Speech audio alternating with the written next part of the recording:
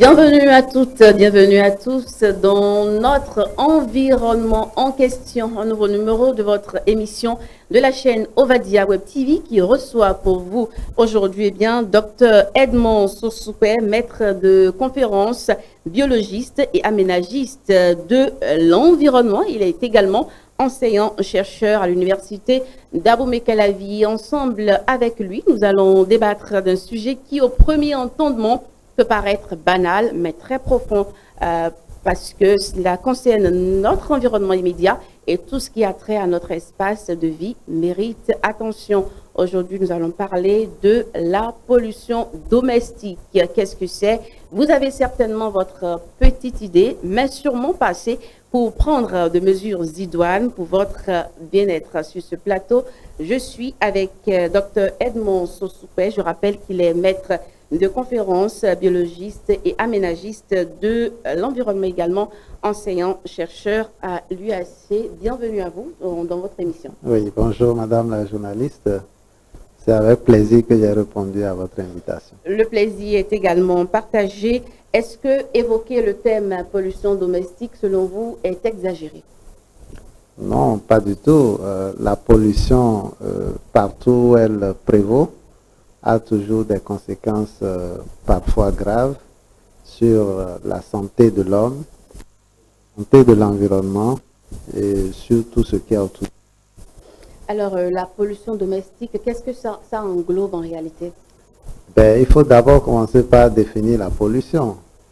La pollution, c'est la présence d'un élément que nous appelons souvent altérogène, qui peut être de nature biologique, de nature chimique, de nature physique, de façon temporaire ou durable.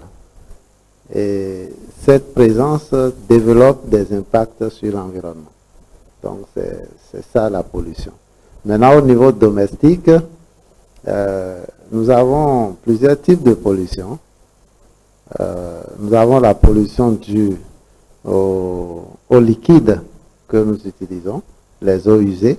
Lorsqu'on a fini de faire la vaisselle et qu'on n'a pas un dispositif pour y mettre les eaux usées, leur présence de façon durable autour de nous est un élément de pollution. Lorsque nous faisons la cuisine et que les restes alimentaires sont gardés autour de nous dans la maison, cela provoque aussi la pollution. Donc nous avons la pollution liquide, nous avons la pollution solide, nous avons même la pollution acoustique. Lorsque vous habitez dans une maison, vous cohabitez dans une maison avec quelqu'un qui tout le temps fait de la musique à grand décibel, ça aussi c'est une pollution, voyez-vous, et voilà. Et justement, Dr Sossoupé, lorsqu'on parle de la pollution domestique, tout de suite, on pense à la mauvaise gestion des ordures ménagères. Est-ce qu'il n'y a que ça? En général, c'est cela. Dans tout ce que j'ai dit tout à l'heure, si on ramasse cela, ça s'appelle ordures ménagères. Les déchets, les restes d'aliments, les habits un peu sales que l'on veut jeter, tout ça là mis ensemble constitue des ordures ménagères. Et il y a donc des déchets solides dans ces ordures ménagères et il y a aussi des déchets liquides dans ces ordures ménagères. Mais le drame, sinon le problème que cela pose, c'est que l'aliment est bon à manger. Lorsqu'on le prépare tout de suite, on mange, il n'y a pas de problème. Mais lorsqu'il reste dans l'environnement de façon durable, il commence à se décomposer. Il devient un lieu de prédilection des microbes. Ces microbes peuvent évoluer jusqu'à atterrir dans le plat parce qu'il y a des insectes qui vont visiter ces restes alimentaires en décomposition et qui pourront venir aussi se poser sur nos aliments dans les plats. Donc, cela nous pose d'énormes problèmes. Il y a les odeurs que la décomposition de ces aliments peut dégager et qui également ne sont pas compatibles avec une vie saine. Voilà. Mais est-ce que vous rangez dans le même rang des ordures ménagères les appareils électroménagers qu'on utilise, par exemple le gaz, la cuisinière, tout, le Non, poste téléviseur? non, pas dans les ordures ménagères Parce en que ce tant sont que aussi telles. des polluants. Non, non, non. Avant de devenir polluant, c'est lorsque on n'a plus, on sent que l'appareil n'a plus d'utilité. Vous avez un poste téléviseur, peut-être à tube fluorescent, les grands postes téléviseurs, et entre-temps, vous avez acheté un écran plasma. Donc, vous abandonnez le poste à écran fluorescent au profit de votre télévision écran plasma. Mais ces écrans plasma Le, produisent des ondes. non, non, non, non, je ne veux pas aller dans ce sens. Si vous déposez le poste téléviseur que vous venez d'abandonner de façon durable autour de vous, il devient un polluant. Parce que vous ne vous servez plus de ça. Vous ne l'entretenez plus. Les produits qui ont servi à le fabriquer vont commencer à se dégrader. Et en se dégradant, ça libère un certain nombre d'autres produits dans votre environnement. Donc là, c'est un polluant. Maintenant, la pollution dont vous voulez parler et en évoquant les questions des ondes, ça c'est une autre forme de pollution. Hein. Les appareils que nous utilisons, pour la plupart, dégagent des énergies électromagnétiques et lorsque ces ondes-là sont dégagées, ça détermine un champ électromagnétique dans lequel nous pouvons rester de façon durable. Par exemple, une maison dans laquelle il y a le Wi-Fi et une maison dans laquelle il y a un champ magnétique de façon permanente. Tant que le Wi-Fi est allumé, le champ est là. Donc, ça fait partie des pollutions au niveau domestique. Mais ce n'est pas une pollution due aux ordures ménagères. Oui, justement, mais ce sont quand même des polluants. Oui, bien sûr, c'est des polluants lorsqu'on les met, on les utilise. Si vous n'allumez pas votre Wi-Fi, il est là, il n'est pas encore source de pollution. Mais c'est quand vous allumez votre Wi-Fi, vous allumez votre poste téléviseur, vous avez votre téléphone portable. Parce que justement, les téléphones portables sont en marche du matin au soir, le Wi-Fi est peut-être allumé dans une maison du matin au soir. Bien sûr, lorsque vous utilisez de façon durable ces appareils-là, vous créez un champ électromagnétique permanent dans lequel vous êtes. Maintenant, il y a quelque chose que les spécialistes appellent la densité d'absorption spécifique qui, compte tenu de la qualité de l'appareil, peut être très faible. Et dans ces conditions, on ne court pas des risques de dégradation de la santé. Mais si les appareils ne sont pas de bonne qualité, la densité d'absorption spécifique est très élevée et donc l'exposition de façon durable à des champs électromagnétiques de cette nature constitue un grand danger pour la santé. Alors, autrement dit, si on essaye de revoir nos habitudes au quotidien, ça peut limiter les dégâts de la pollution domestique. Oui, bien sûr. Si nous restons dans le champ de la pollution par les appareils électroménagers, c'est une question de comportement. Voyez-vous, vous avez votre téléphone portable, vous avez votre bébé, vous dormez dans le même lit que votre bébé, le téléphone portable doit être éloigné du lit. Il doit être mis à l'écart, en mode peut-être sonore, pour que si quelqu'un vous appelle, vous entendiez que vous vous déplacez. Mais si vous le laissez dans le même lit que votre bébé, vous soumettez le bébé à un champ électromagnétique permanent qui a des conséquences graves sur sa santé parce que le bébé est en âge de croissance. Son cerveau est encore très vulnérable et une exposition prolongée de ces ondes-là au niveau du cerveau peut déclencher beaucoup d'anomalies. Alors, à présent, avec vous, docteur Sosukwe Edmond, nous allons parler des dangers auxquels nous soumettent ces polluants. Oui, comme j'avais commencé à dire, si nous prenons les ordures ménagères, Les ordures ménagères chez nous ne sont souvent pas triées. Il y a les ordures plastiques, il y a les ordures organiques. Et donc, nous faisons un mélange de tout ça. Et quand tout ceci est mélangé, ça crée un environnement très favorable à la prolifération des microbes.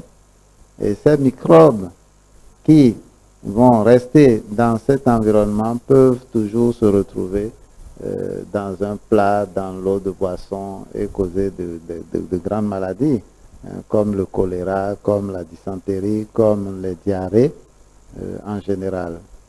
Et lorsque nous avons des déchets plastiques dans notre environnement, à l'occasion d'une pluie, ces déchets plastiques constituent des réservoirs d'eau.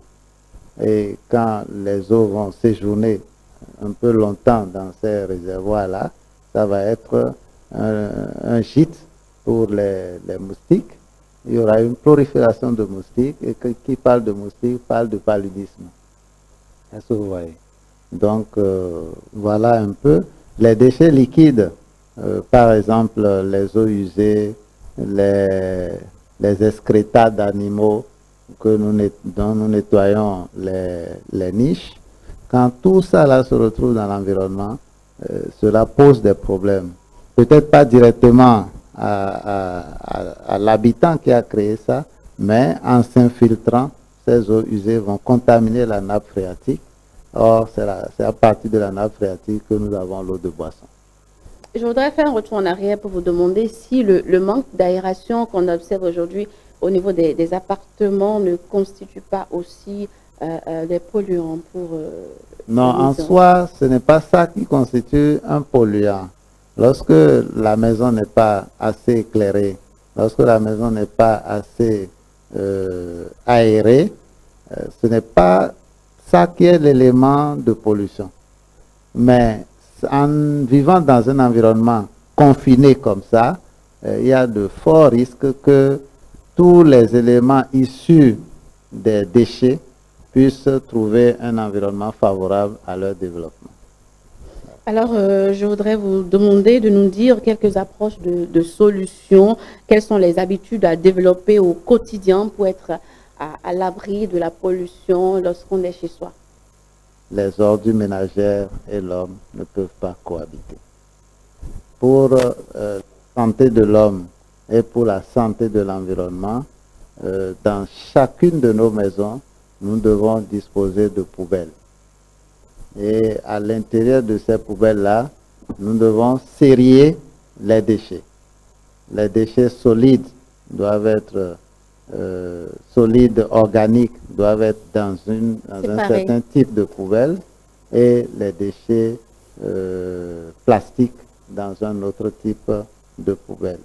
Et une fois qu'on a fait cela, on doit pouvoir s'abonner à des unités de pré-collecte des ordures ménagères et à qui on confie la tâche d'enlever de façon régulière ces ordures. Et une fois qu'on a fait ça, on a assaini son environnement. Maintenant, les autres formes de pollution qui ne sont pas dues aux déchets ménagers, notamment la pollution sonore ou acoustique, c'est aussi une question d'éducation. Lorsque vous voulez faire de la musique, sachez que celui que vous avez en face n'a peut-être pas envie d'entendre de la musique. Et en conséquence, vous réglez le volume de votre appareil pour que cette musique-là ne serve qu'à vous. C'est dans les locations souvent que ce problème se pose. Vous avez peut-être une dizaine de locataires dans la maison et il se trouve un ou deux qui mettent toujours tout le monde sous tension à cause de ce qu'ils veuillent entendre ou suivre de la musique. En parenthèse, je voudrais que vous nous donniez quelques précautions à prendre pour éviter le développement des moisissures, surtout au niveau des cuisines.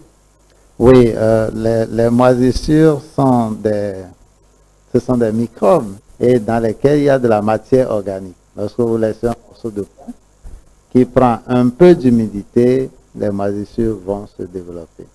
Donc, la première chose à faire, c'est de nettoyer avec des détergents appropriés, les appareils, notamment les fours, les cuisinières, les réfrigérateurs, les congélateurs, pour assainir ces endroits-là. Et lorsqu'on met de l'aliment dans le réfrigérateur, il faut savoir que le réfrigérateur ne conserve pas l'aliment de façon indéfinie. Donc, c'est pour une conservation temporaire. Certains aliments, pour être conservés de façon durable, doivent être congelés et d'autres encore doivent être surgelés. Donc, la congélation permet de conserver l'aliment maximum 2 semaines, alors que s'il faut conserver au-delà, il faut aller à la surgélation, ce que nous ne pouvons pas avoir dans nos maisons. Ce qui n'est pas conseillé. Pardon? Ce qui n'est pas conseillé, vous voulez dire? Non, non, c'est conseillé, mais nous n'avons pas l'appareil. Surgeler les aliments, c'est les avoir en dessous de moins 18 degrés, par exemple. Donc, ce que nous n'avons pas dans nos maisons. Voilà, merci à vous, Dr Edmond Sosoupé. Je vais vous arracher votre mot de fin rapidement pour conclure l'émission. C'est un plaisir pour moi d'être invité sur ce plateau. Et c'est encore un plaisir pour moi d'aborder la question liée à la pollution domestique, parce que beaucoup de maladies se retrouvent dans nos maisons simplement par mauvaise gestion des déchets que nous produisons. Merci beaucoup. Pour donc prétendre vivre dans un environnement sain à l'intérieur, je pense qu'on ne demandera à personne de faire de la magie, de faire l'impossible. Développons juste de petites et bonnes habitudes. Donc par dépoussiérer régulièrement nos maisons, balayons sous les lits, balayons sous les fauteuils depuis bien au quotidien, les photos, gravures, affichées au mur, parce que ne le perdons pas de vue, nous vivons plus à l'intérieur qu'à l'extérieur, que nous soyons à la maison ou non. C'était donc pollution domestique sur votre émission, notre environnement en question. Et comme invité, nous avons Dr Edmond Sosoupé, maître de conférences, biologiste et aménagiste de l'environnement. Il est également enseignant-chercheur à l'université d'Abomey et Calavi. Merci d'avoir partagé ce plateau avec nous. Tout le plaisir était à moi. À bientôt. Merci.